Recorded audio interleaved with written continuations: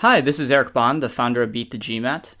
I wanted to let you know that today's session is brought to you by ClearAdmit and Beat the GMAT.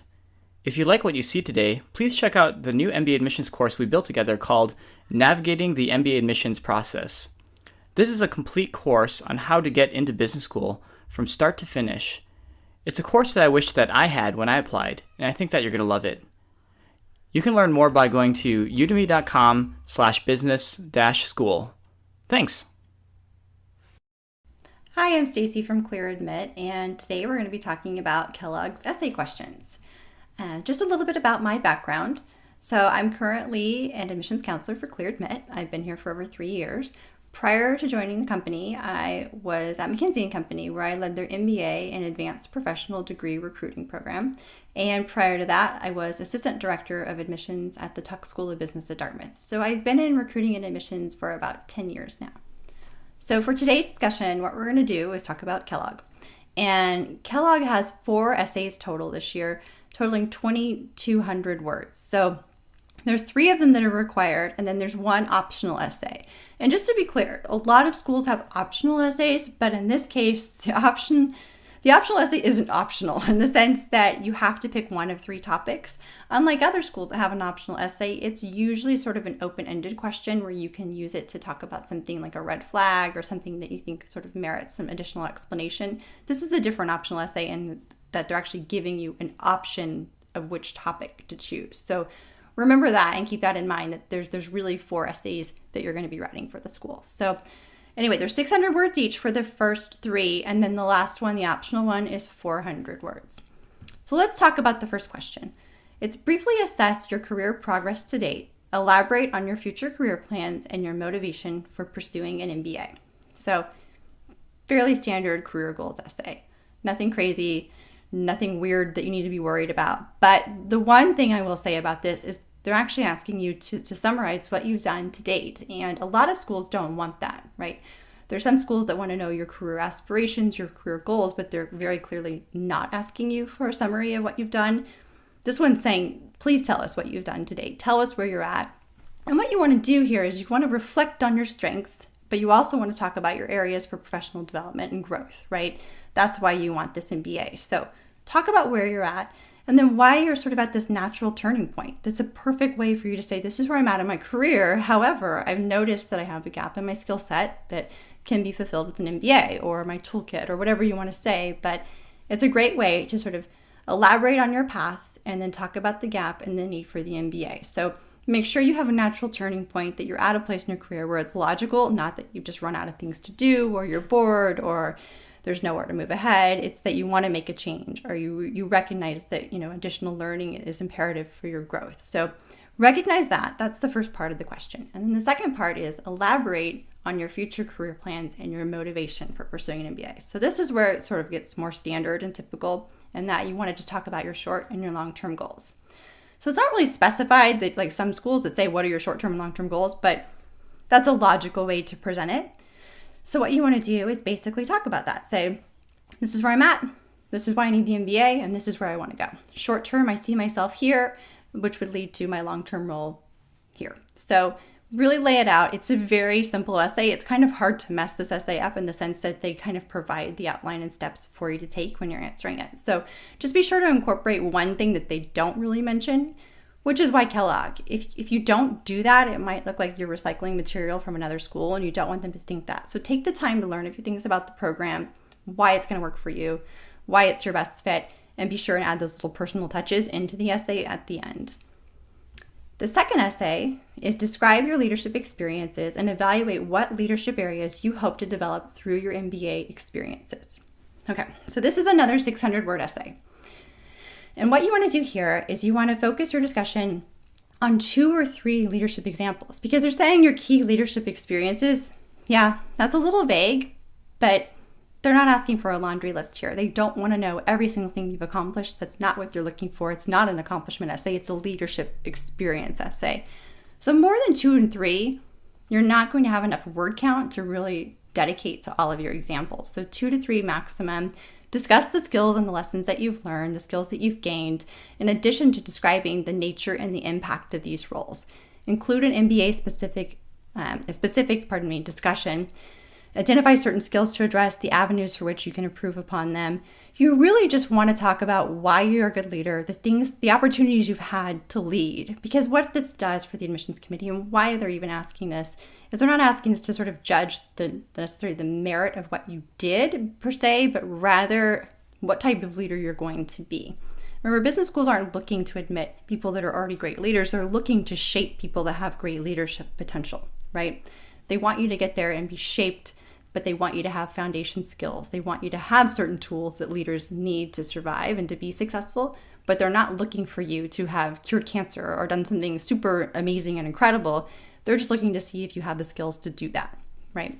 So that's the way that I would approach this essay. Consider the strengths and of sort of that you can contribute, the strengths that you can contribute to clubs, other activities, the way that you can sort of fit your leadership style into the school would be really great. This is a great way to assess your fit with the program, and that's, again, something they're looking for. They're trying to shape a class of people that would really mesh well together, and so they want to learn what you're like, what types of clubs you'll be involved in, and how you can participate. Let's talk about Essay 3. So Essay 3 is kind of a weird question. I will totally admit it, and that it's really asking you to, and I hate saying this, but step outside of the box, which sounds so cliche, but you have to evaluate your own candidacy. It's kind of unique. It's very unique to Kellogg, but let me read you the question. So, assume you're evaluating your application from the perspective of the student member of the Kellogg Admissions Committee.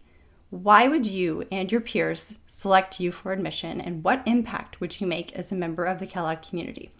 Okay, that's a really interesting question when you think about it, and it's really different. You're not going to get this in any other school, so you can't recycle anything here. So let's take a step back. Grab a sip of water really quick. Okay, so what you need to do here is you need to evaluate your own candidacy based on the material that you've submitted. This isn't an opportunity for you to introduce new information, because the question's asking you to evaluate what they've seen, not share something new. So don't feel like this is the place to sort of be your catch-all essay for things that you couldn't bring up before. This is not a place to introduce new material. This is a place to evaluate the material. Also, don't comment on your interview. That would be kind of unusual to say, oh, I think that Paul did great in his interview. Well, that's presumptuous, and you don't really want to comment on that. You want to comment on your resume, on your essays, on the skills that you're bringing to the table, the leadership skills, the team skills. Highlight those things that you want to really get across, but also you can think about addressing your weaknesses. So if you think about it that way, if you have a red flag or anything in your essay that you're kind of a little bit worried about, this is a great way to bring it up, but also show that it can be overcome, right? Again, you're not there to prove, like, Paul has a low GMAT, but he can be successful. It's more of Paul's demonstrated experience at XYZ Bank shows that he's going to be, excel in whatever it may be, whatever course it may be, or the quantitative curriculum. It's a great way to prove that you're going to be successful, not to try and sort of overcompensate for what you think are weaknesses. And I'm not sure I'm totally clear on that point, but I guess what I'm trying to say is don't make this an apology essay. Don't make this all about your weaknesses. Make this about how you're going to be a strong contribution, how this candidate, you, really should be admitted. It's all about your strengths. It's highlighting things that maybe you feel like you didn't get to talk about as much that you want to touch on more, but not adding new material, but really highlighting those strengths and not really focusing on the weaknesses. It's weird because you are writing it in the third person, and that feels really strange, but that's the right approach. That's the way it should be done.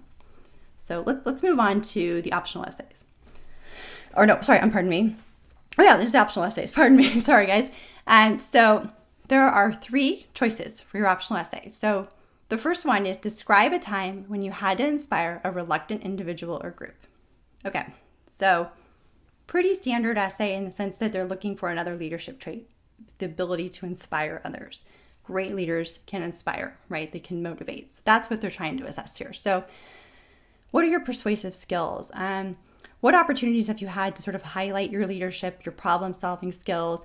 This doesn't have to be that you motivated 500 people to go pick up trash on a beach one day, and it's not necessarily like quantity is really going to show the results. I think is what I'm trying to say. You don't need to have this big surmounted like effort that you did, and It's more of you did something that's really personal, that was a challenge, and you did it. You inspired somebody, you inspired one person, you inspired 50 people. It doesn't matter how many people were inspired.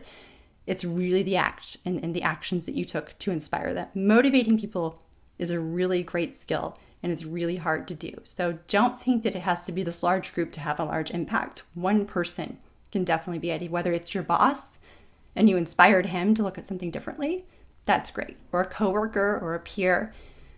So just be sure that you pick an example, I guess what I'm trying to say, that really just shows the actions that you took, and don't worry so much about how many people it impacted, right? And sort of the overall impact of that. So, and then remember lastly, to focus on the steps that you took, kind of walk them through it. You really want to talk about how you inspire people, because that's going to be really indicative of how you're going to inspire people after you get your MBA. Okay, so next we're moving on to 4B, which is another option. So remember, these are the 3 optional essays, so you don't have to do all of these. Pick the one you have the best response for. This isn't a trick. It's not like, oh, this guy picked A, he's a slacker because we really wanted them to answer C. If they really wanted you to answer C, they'd ask you to answer C. So this isn't a trick question in that you're evaluated by which one you pick. If anything, you're evaluated by which one you pick by how strong your example is. If you have a really weak response, you probably should have picked something else. So let's talk about this one. I like this one a lot. People may be surprised to learn that I blank. And I like this one because I think that it really gives people a chance who maybe feel flat or feel like they fall in a large applicant pool to really stand out. I'll give you an example. So last year I had a client and he was great. He was super smart. I think he had 740, 750 GMAT. He worked at an iBank in New York. He was great. But like a banker, he had no time to do anything outside of the office. So his extracurriculars were really weak. So he had strong academics, he had strong work experience, but there really wasn't anything about him that helped him stand out in the pool. He was sort of lost in a sea of bankers. And we worked together on a couple of applications and everything was kind of shaping up okay. I mean, in the sense that we used the best examples he had, but they were all workplace related, right? He didn't have a lot of different dimensions to his candidacy.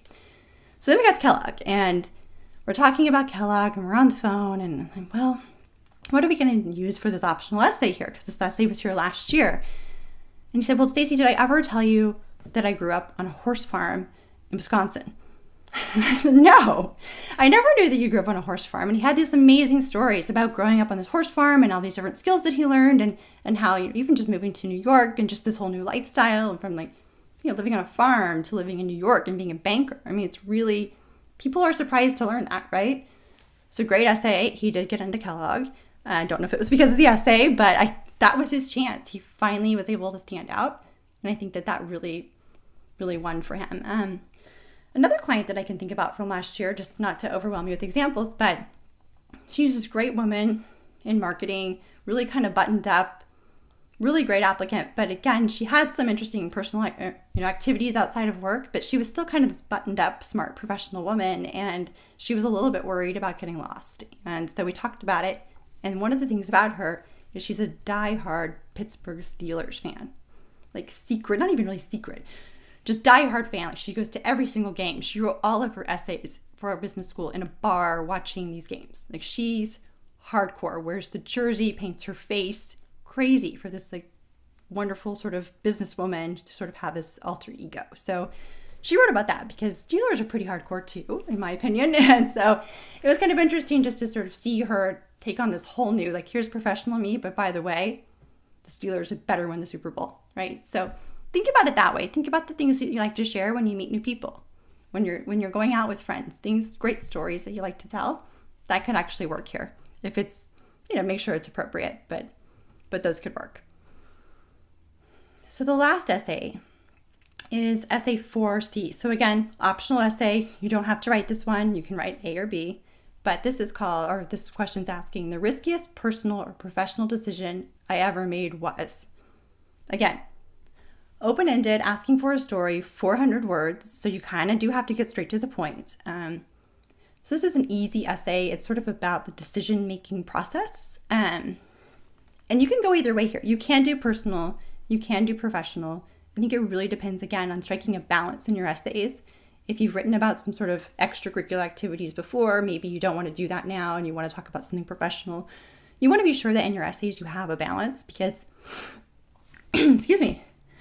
Because if you don't strike that balance between personal and professional, it might look like you don't have a life outside of the office, or there's something you're trying to hide that happens in the office, and you don't maybe have the professional skills that are needed for business school. So strike that balance. If you choose to write about this essay, you can go either way, but again, just look at your other essays as a whole and see how this one would fit in.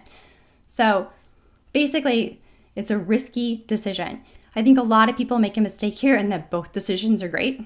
I could have gone to college A and got a $20,000 scholarship, but instead I went to college B and only got $15,000. Well, where's the risk there? It was more of you didn't get $5,000, but it was still a great school and you got a scholarship. So avoid that sort of pitfall. It has to be taking a risk. So it's basically, it's sort of like, I'm trying to figure out how to word this. It's sort of like the deliberation process that you're going through. It really needs to be something that is truly walking away from something, taking a risk. You're not afraid to do it. Much like maybe walking away from your job to go to business school would be. You're in a great job. Your career might be able to move forward where it is without an MBA, but you don't want to do that anymore. You want to go do something else. And so it's sort of like that, being willing to walk away from a really good thing for something else. So just be sure that your example has that component to it, and then it's not just the best of two great choices. That's the one pitfall I think that's the most common here. So in summary, just a little bit about Clear Admit. We have a few different services that we can help you with as you're crafting your Kellogg essays. We have our one-on-one consulting services. And basically you can email us at info@clearadmit.com and we'll give you a free 30-minute assessment. And we can talk about your resume, your work experience, your academics, kind of what you're looking for in a business school, really give you some advice to help get you started. We also have our wonderful video series that we did in collaboration with Beat the GMAT, and it's called Navigating the MBA Admissions Process. And I really like this because I'm in a couple of the videos as our colleagues in my team, and it's really great. And then it's sort of a soup to nuts, A to Z, everything you want to know about business school series. So if you're not someone that wants to have sort of individual consulting or can't afford it, this is a great way to get an insider perspective from people who worked in admissions committees and made decisions. And you can learn everything about how to pick your schools, interviews, info sessions, interacting with campus community members and adcoms, to brainstorming for your essays, just the whole strategy and component of what it takes to apply to business school. This is sort of a step-by-step sort of hand-holding process, if you will, video series. We also have our publications, and in our publications, we have our school guides, we have our interview guides, we have our strategy series. They're really comprehensive and definitely helpful as you're researching schools or maybe looking for things to include in your essays. And then lastly, we have our MBA admissions community, and we basically have our blog, which has a lot of really great resources in it. And we have essay topic analysis. We have links to a lot of other really great forums like Beat the GMAT's forum, where we're definitely posting there. We're really active in that community. So check that out. We have a lot of sort of free information out there right at your fingertips. And thank you so much for joining me today, and good luck with your Kellogg application. If you liked today's Write Like an Expert session, please be sure to visit udemy.com/business-school and check out our course, Navigating the MBA Admissions Process. Take a look at the free preview at the top of this page. This is a complete MBA admissions course featuring former admissions officers just like the speaker you saw in today's session. Thanks for joining us, and we hope to see you again.